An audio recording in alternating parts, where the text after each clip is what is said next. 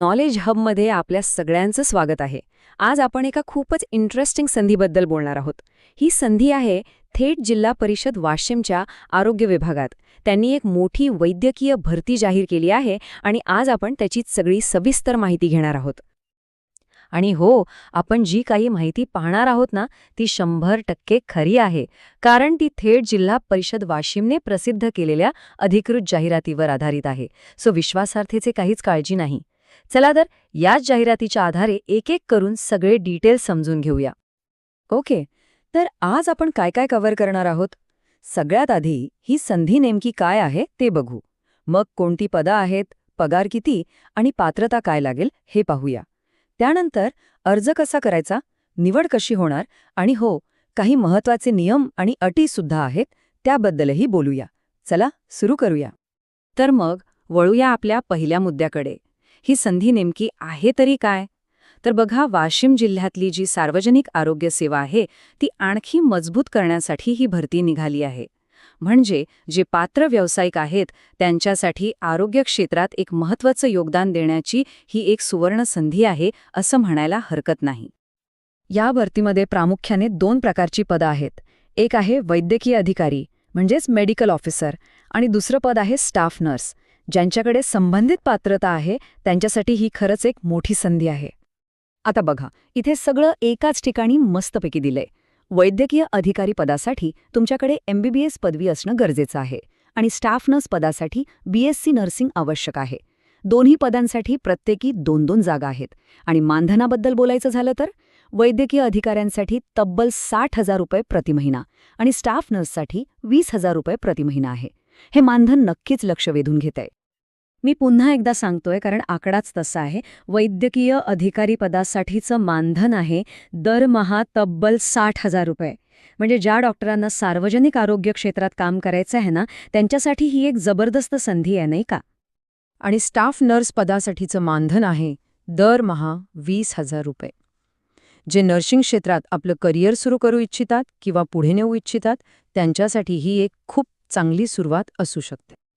ठीक आहे, पदं बघितली, पगार बघितला, पण आता प्रश्न येतो की अर्ज करायचा कसा? तर चांगली बातमी अशी आहे की ही सगळी प्रक्रिया खूपच सोपी आहे आणि हो, पूर्णपणे ऑनलाईन आहे. म्हणजे कुठेही जायची गरज नाही. प्रोसेस एकदम सिंपल 3 स्टेप्समध्ये आहे. पहिली स्टेप, zpwashim.government.in या ऑफिशियल वेबसाईटवर जायचं आणि जाहिरात बघायची. दुसरी स्टेप, तिथेच तुम्हाला एक Google फॉर्मची लिंक मिळेल, त्या लिंकवर जाऊन अर्ज भरायचा. आणि तिसरी आणि शेवटची स्टेप म्हणजे ऑनलाईन फी भरायची. बस, झालं काम. आता अर्जाच्या फीबद्दल बोलूया.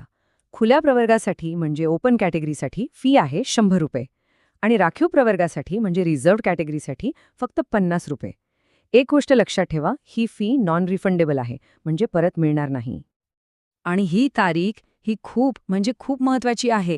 आपल्या कॅलेंडरमध्ये लगेच मार्क करून ठेवा. अर्ज करण्याची शेवटची तारीख आहे 10 फेब्रुवारी 2026. हो, 2026. या तारखेनंतर आलेला एकही अर्ज स्वीकारला जाणार नाही, त्यामुळे अजिबात उशीर करू नका. चला, आता येऊया सगळ्यात महत्त्वाच्या भागाकडे. सिलेक्शन कसं होणार? तर निवड प्रक्रिया ही पूर्णपणे मेरिटवर आधारित आहे. यासाठी 100 गुणांची एक एकदम पारदर्शक सिस्टम बनवण्यात आली आहे. तर हे 100 गुण कसे विभागले आहेत ते बघूया. सगळ्यात जास्त वेटेज म्हणजे तब्बल 50 गुण हे तुमच्या डिग्रीच्या मार्कांना आहेत. त्यानंतर तुमच्या कामाच्या अनुभवाला 30 गुण दिले जातील. आणि जर तुमच्याकडे काही अतिरिक्त क्वालिफिकेशन असेल तर त्यासाठी 20 गुण आहेत. सोपं आहे. आणि इथे एक गोष्ट नोटीस करण्यासारखी आहे, ती म्हणजे अनुभवाला खूप महत्त्व दिलं गेलंय. तुमच्याकडे जर सरकारी किंवा खाजगी क्षेत्रातला संबंधित कामाचा अनुभव असेल तर तुम्हाला तब्बल 30 गुण मिळू शकतात. याचा सरळ अर्थ आहे की जे उमेदवार अनुभवी आहेत त्यांना या सिलेक्शन प्रोसेसमध्ये नक्कीच एक मोठा फायदा मिळणार आहे. ओके, अर्ज करण्यापूर्वी अजून काही गोष्टी आहेत ज्या आपल्याला माहीत असायलाच हव्यात. चला, आता काही महत्त्वाचे नियम आणि अटींवर एक नजर टाकूया. हे काही पॉइंट्स आहेत जे लक्षात ठेवणं खूप गरजेचं आहे. पहिलं म्हणजे ही पदं पूर्णपणे कंत्राटी आहेत, कायमस्वरूपी नाहीत.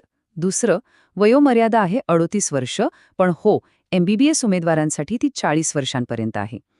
तिसरं, तुमचं सिलेक्शन झाल्यावर तुम्हाला सगळी ओरिजिनल डॉक्युमेंट्स दाखवावी लागतील.